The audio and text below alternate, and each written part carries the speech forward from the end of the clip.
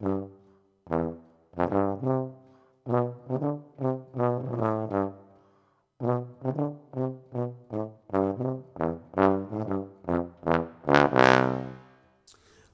and welcome.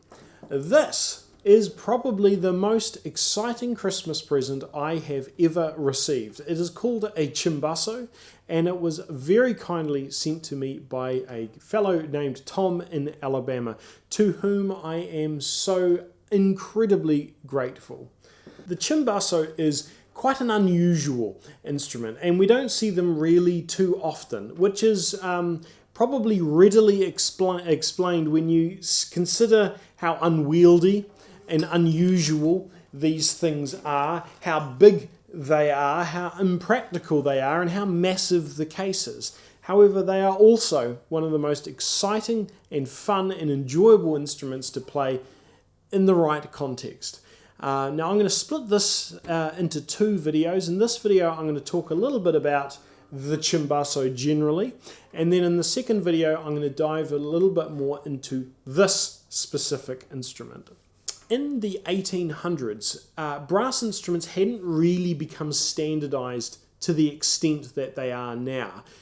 These days we have a standard list of what we would all consider to be normal brass instruments. But in the 1800s, that sort of standardization and things hadn't really been fully established. You could walk into a brass maker's shop and purchase things that you would not find anywhere else in the world.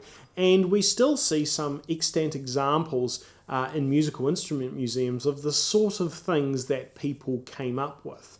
And a Cimbasso is largely something that I think sort of falls into that category. It was particularly popular in Italy and that sort of part of Europe, but it never really caught on elsewhere. Different styles, different cultures found other instruments to perform this role particularly a little bit better. They preferred other sorts of options.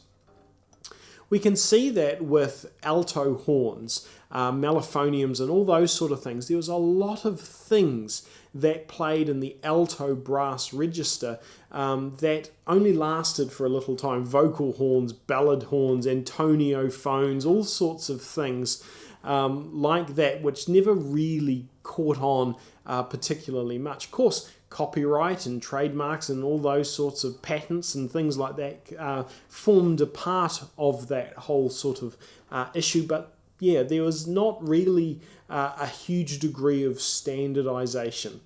Cimbassi are instruments that sort of fall into two distinct age groups. There's the early ones, which were often made out of wood, and they were a sort of a cross between a serpent and an ophicleide, sort of taking inspiration from those two instruments. And then towards the later end of the 1800s, you had what we might call modern cimbassi, which are this kind of style of instrument. Cimbassi got a little bit of a foothold in Italy, and they were used extensively during operas. A famous New Zealand composer, James Verdi, particularly was in favour of using these to play the bass brass part in any of his operas. He's reported to have hated tubas and wanted something that sounded more like a trombone, something that blended a little bit better without producing that sort of all-encompassing tuba sound that we are quite familiar with. And there's a number of quotes that you can find from him saying that he wanted pretty much anything except for a tuba. And so this is what was used a lot in Italian operas to play that sort of fourth trombone or bass brass part.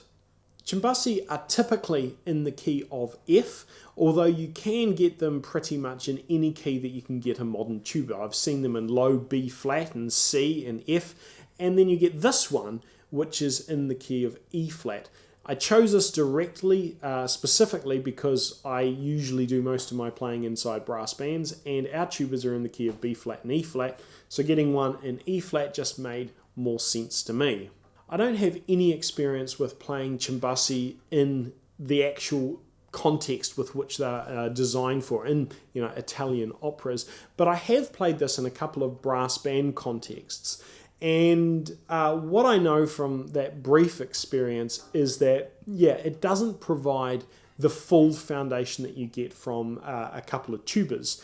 They provide a breadth of sound, a warmth of sound, a platform for the other instruments in your band to pile on top of.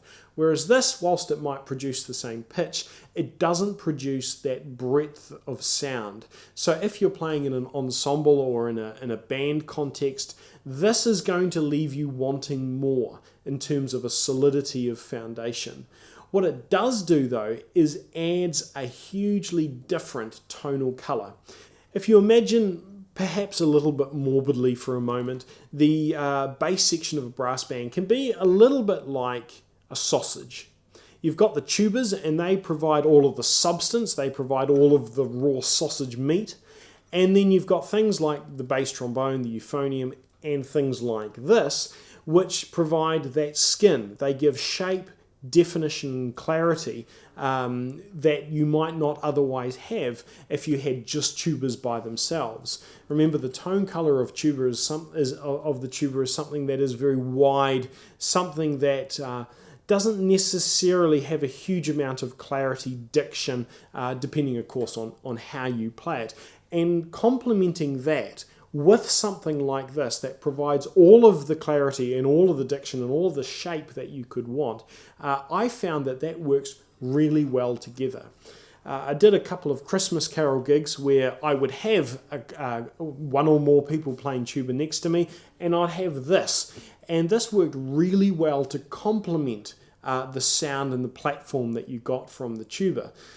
This would give you a fantastic clarity and definition to the notes, and if you put a bit of air through it, you get a lovely bark.